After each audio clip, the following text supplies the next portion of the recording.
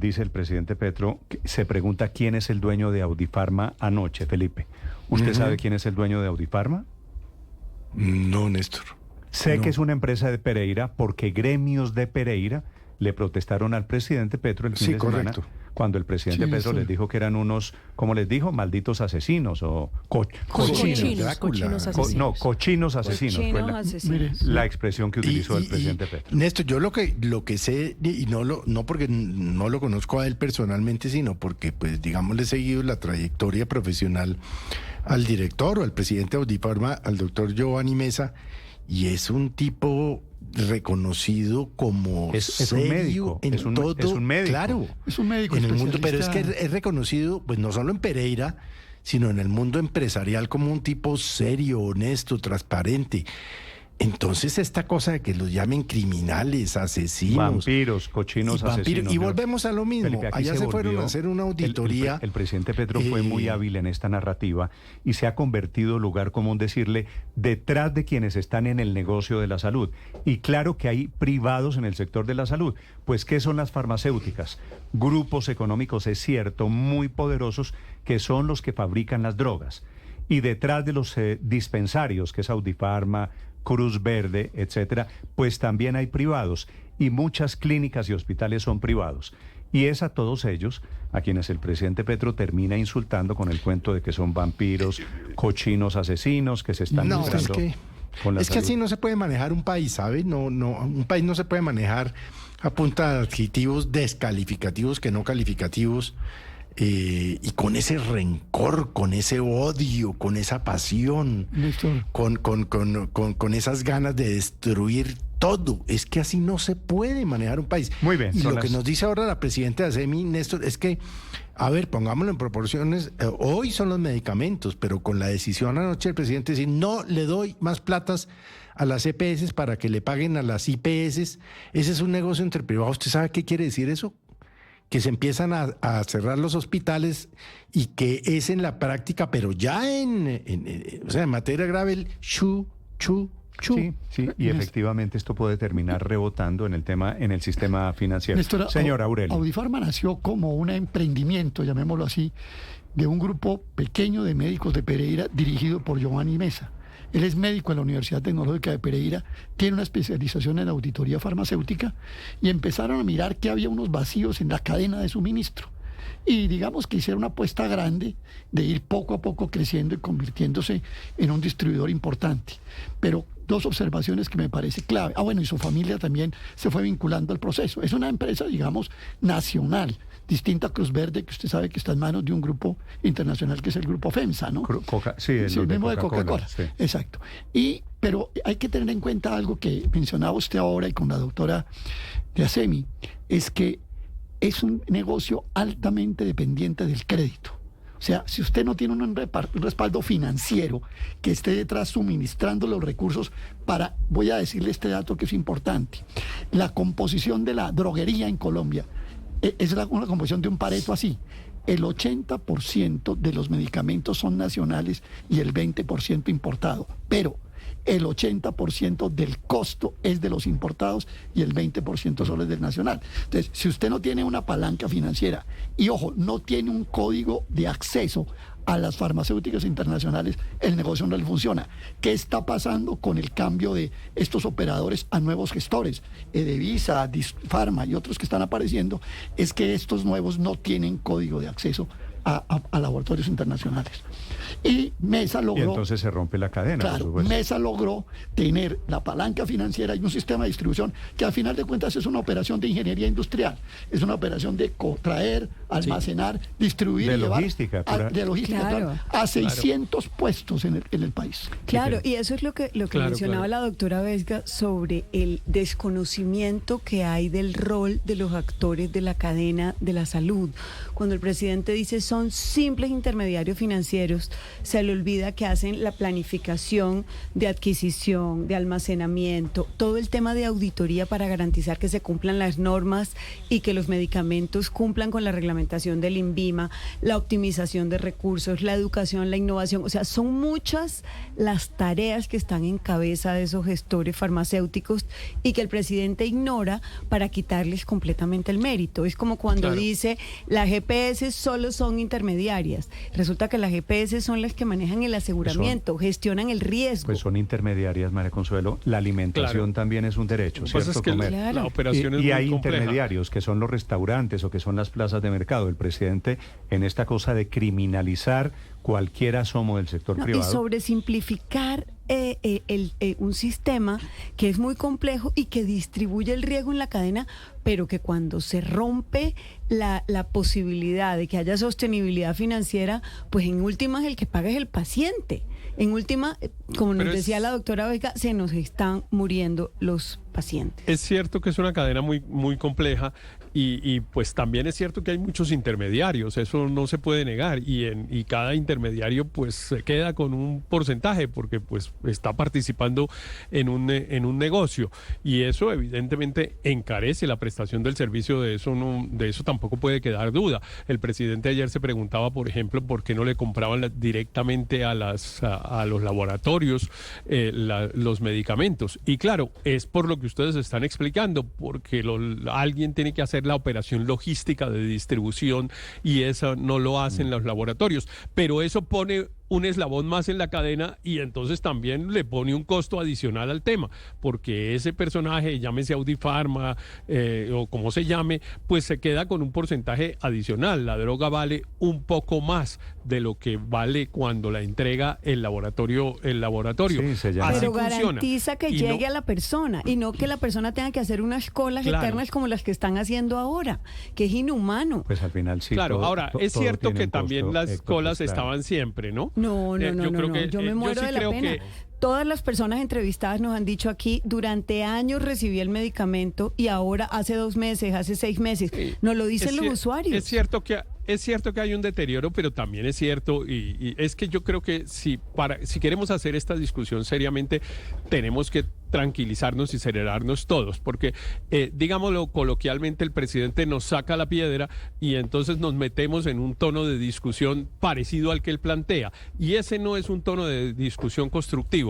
Es cierto que teníamos un sistema de salud lleno de problemas. A mí me parece que, por ejemplo, eso que han mostrado, que incluso lo mostraron ayer en los consejos de ministros, de declaraciones de presidentes, de actores políticos que reclamaban por tener un sistema colapsado pues desde hace 20 años, es cierto que eso pasaba, eso no está inventado, eso no se lo inventaron, no es una mentira la declaración del expresidente Pastrana diciendo que le entregaron un sistema colapsado y de ahí en adelante el Partido Liberal diciendo que no se podía reelegir. Lo convencieron anoche en el Consejo de Ministros. Pero además hay que decirle a los pacientes que se les está muriendo la gente que tengan serenidad, pero sí me llamó la atención de que efectivamente hay argumentos que vale la pena oír y que vale la pena oír serenamente, porque si nos metemos, insisto, en el mismo tono de discusión del presidente, que es el que yo veo, por ejemplo, esos intercambios entre Enrique Vargas y Germán Vargas Lleras y el presidente de la República, pues son destructivos ambos. Pues el uno diciéndole es que usted es un ratero y el otro es que usted es un mentiroso, mitómano, pues ¿para dónde vamos en este país con esa circunstancia? Y si nosotros le digo a usted que usted es un ratero, ya le voy a contar del trino que está poniendo esta mañana Germán Vargas. Pero si nosotros nos dejamos meter en esa discusión, ¿para dónde? Claro, pero es una discusión general, pero sí es un tema general que es el tono de la conversación. Déjeme hacerle una pregunta práctica.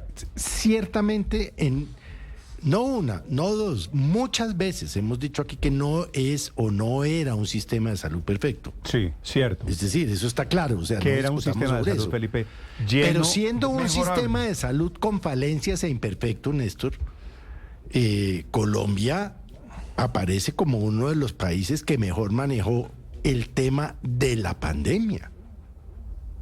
Es decir, Néstor, pero Yo no estoy seamos seguro porque objetivos. tuvimos un nivel de muertos muy grande.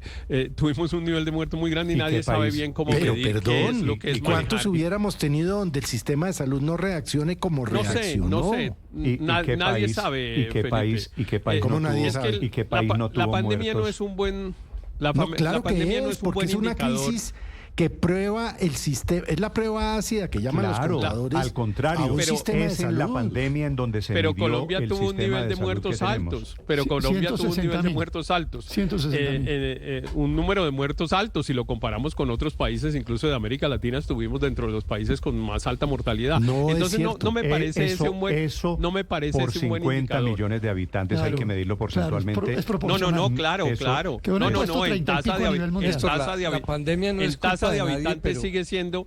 En tasa de habitantes sigue siendo alta la Quedó en el mortalidad puesto en 30 y Colombia, pico a nivel obviamente mundial, en términos Héctor. proporcionales. Puesto 30 y pico, No, es que yo hágame el creo, favor, ¿de En la cuántos proporción países? pero no de nos, muertos población. pero no nos distraigamos, Felipe. No metamos la pandemia para no distraer la discusión, porque entonces terminamos hablando de si se hizo bien o no la pandemia. El sistema de salud era un sistema razonable que funcionaba relativamente bien, lleno de falencias, pero también evidentemente lleno de problemas. Por ejemplo, negar la corrupción en el sistema de salud, pues es tonto. La verdad, el Pero sistema ahora de lo salud se lo han empeoraron, robado, Héctor. Ahora se lo está han peor. robado de una manera muy significativa.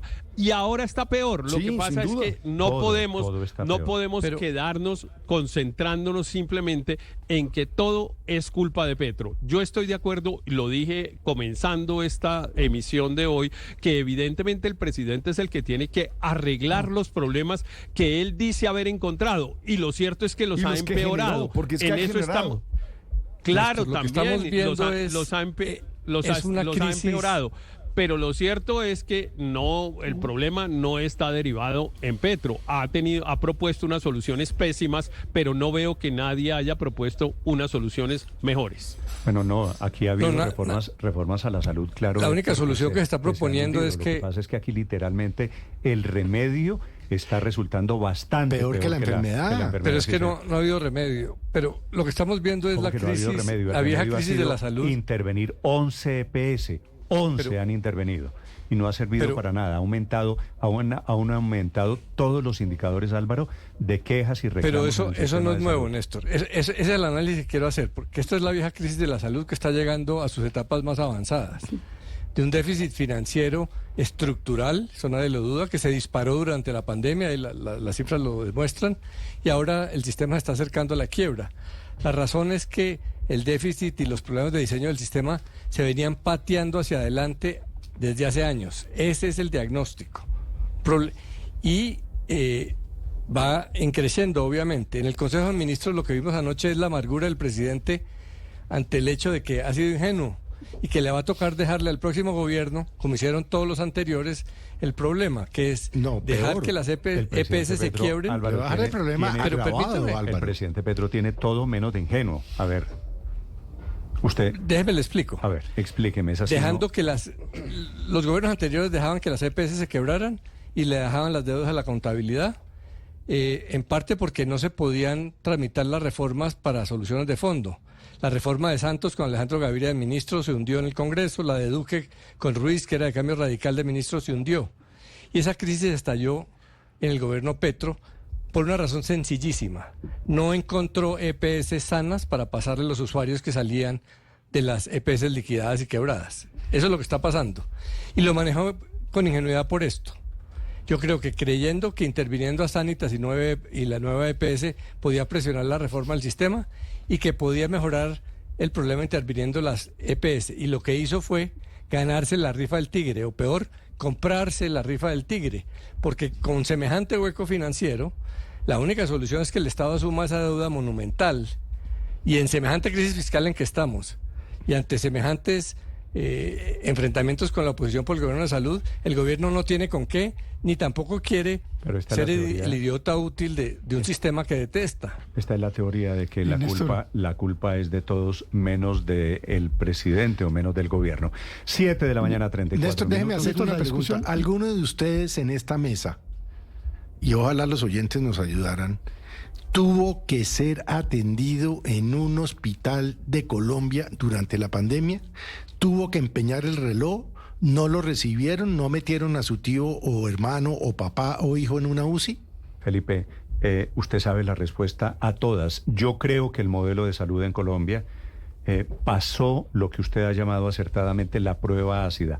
Todo eso, pues claro que todos tuvimos Con un familiar. problemas. Nadie Sí. tuvo que empeñar un reloj. Este sistema de salud del cual oigo tantas críticas hoy atendió la más grave crisis de salud que puede tener país alguno. Y Colombia, en más de no 100 es años. cierto, Colombia no puso el mayor número de muertos. En ningún indicador está. En Colombia se atendió bien, no solo la pandemia, sino la vacunación derivada después de la Pero, pandemia. bueno, ni Néstor, hablar. yo sí creo que es muy injusto decir que en Colombia no hubo mejoras en el sistema de salud en los últimos 30 años. Aquí no las enumeró el doctor Augusto Galán. Habló de de cobertura universal, que en el 93 la cobertura era del 23%. Y el año pasado llegó al 99%. Reducción de gastos de bolsillo.